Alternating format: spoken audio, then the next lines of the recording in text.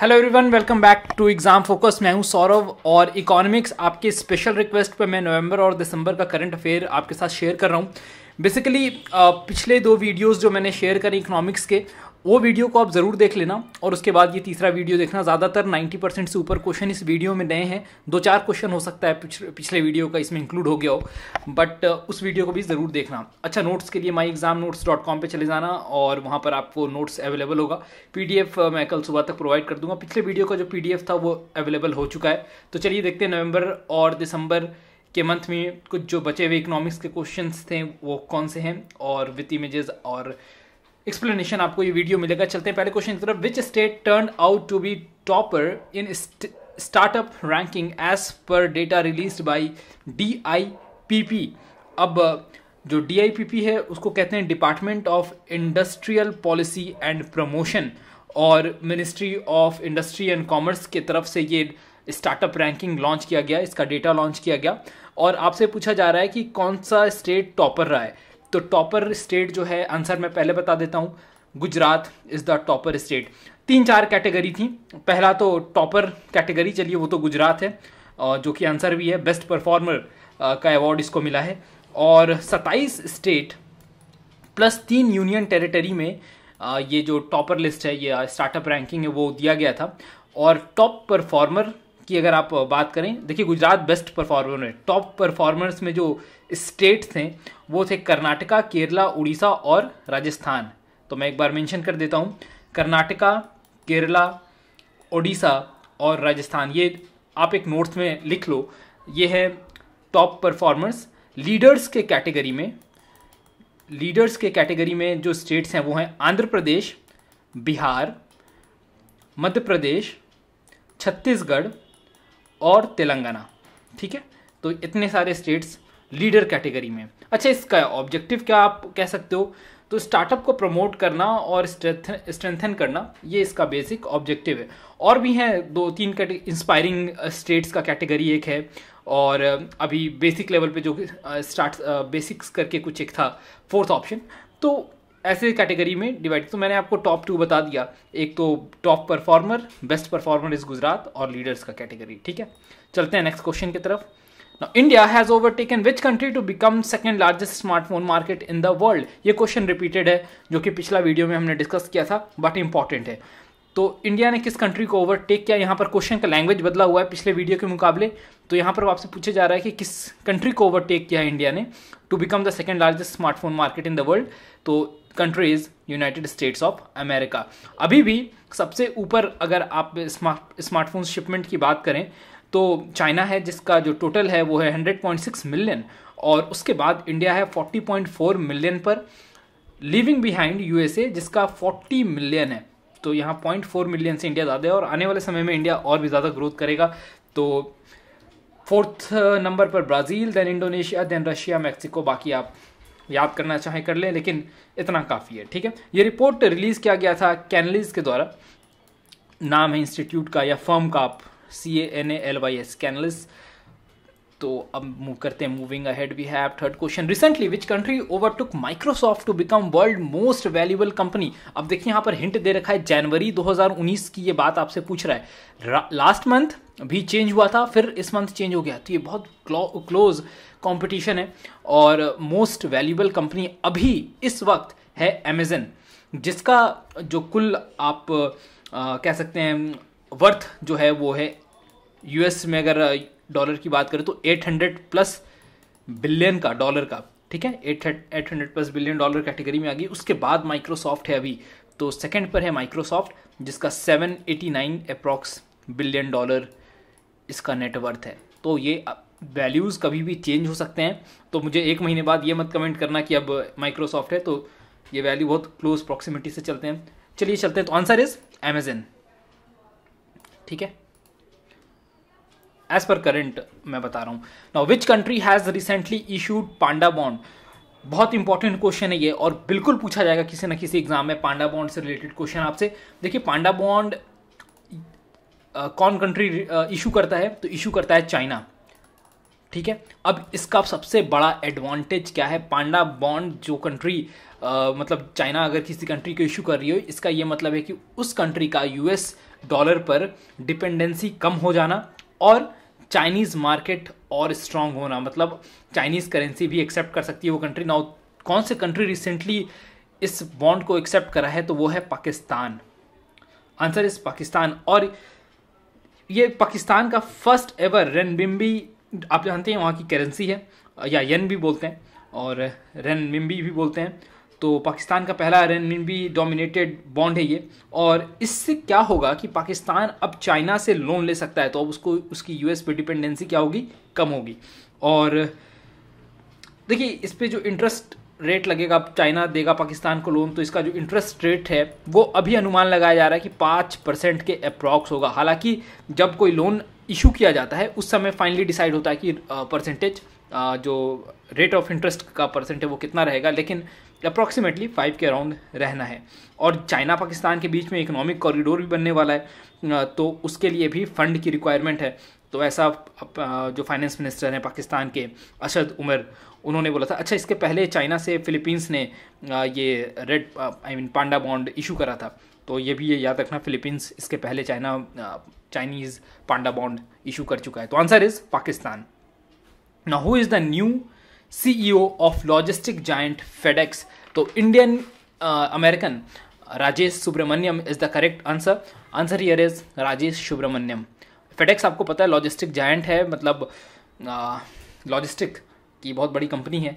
और ये अपना ऑफिस रिज्यूम करेंगे 1 जनवरी 2000, इनफैक्ट कर चुके हैं ये जनवरी 1, 2019। ये इतना इंपॉर्टेंट बात नहीं है। 27 ईयर से ये फेडेक्स के साथ एसोसिएटेड थे और उसके मैनेजरियल लेवल पर अच्छे पोस्ट पर थे, और रिसेंटली उनको CEO चीफ एग्जीक्यूटिव ऑफिसर बना दिया गया है।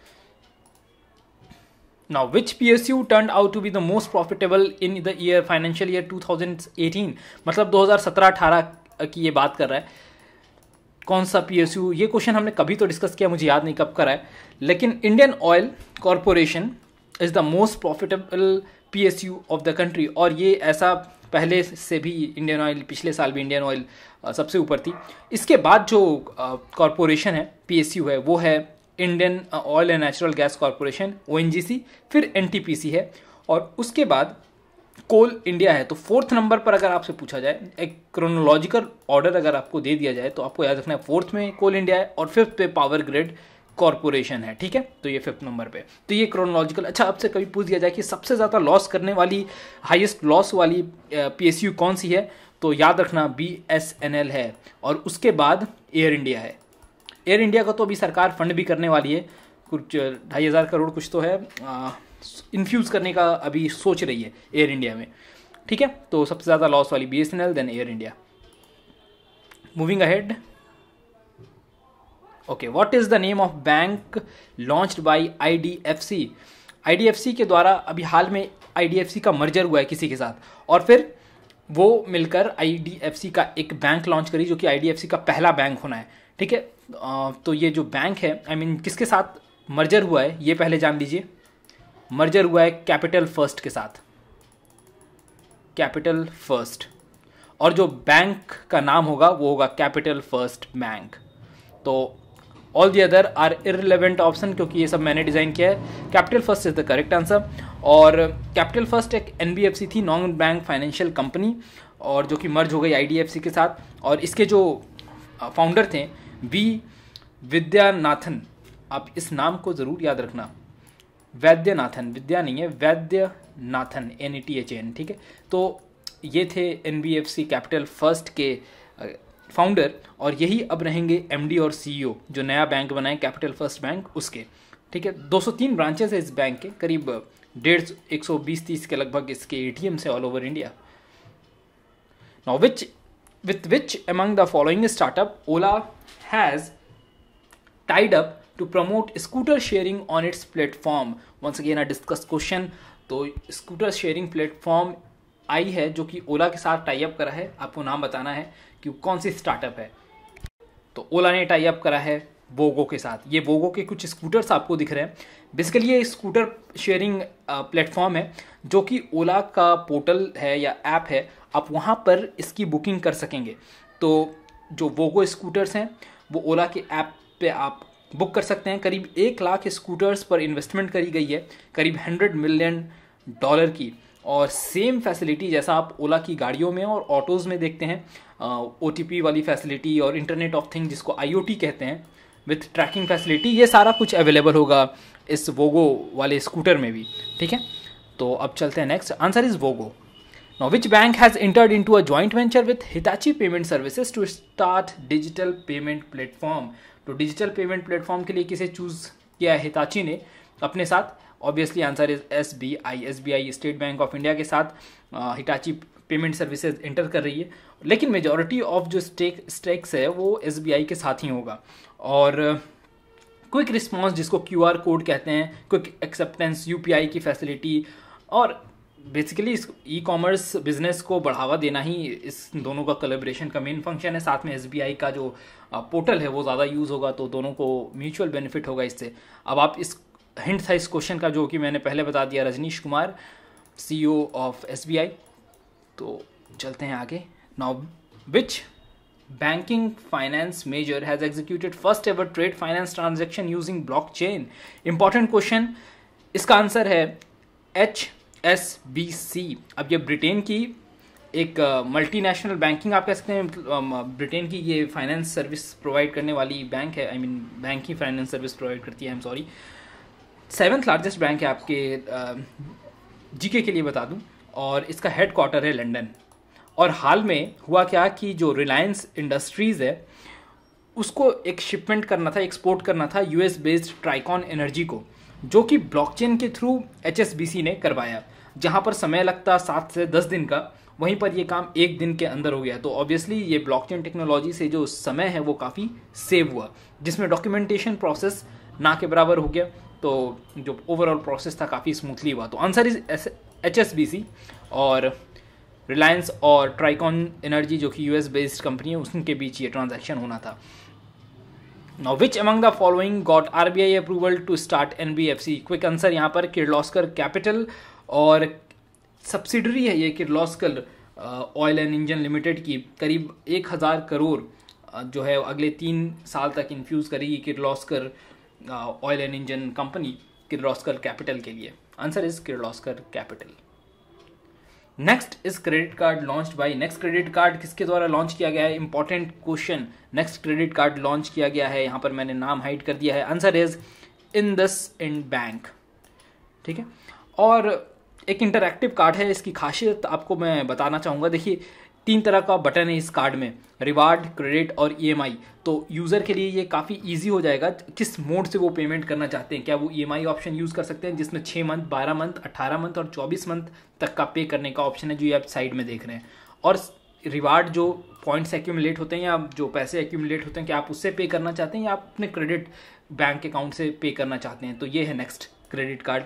तो सिंपली फॉर मतलब यूज़र कन्वीनियंट बनाने के लिए IndusInd बैंक ने इस तरह का कार्ड डिज़ाइन किया। Answer is IndusInd bank.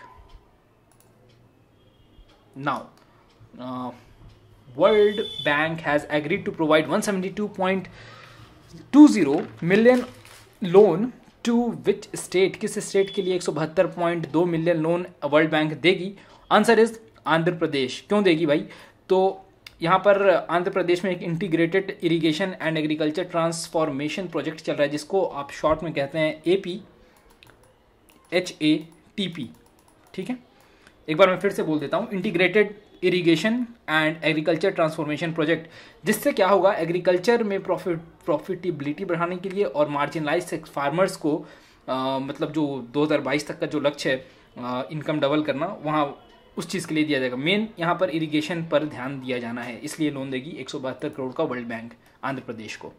Now which bank has recently entered 100th year of its formation? तो 100वां साल मनाने वाली है इस साल कौन सी बैंक?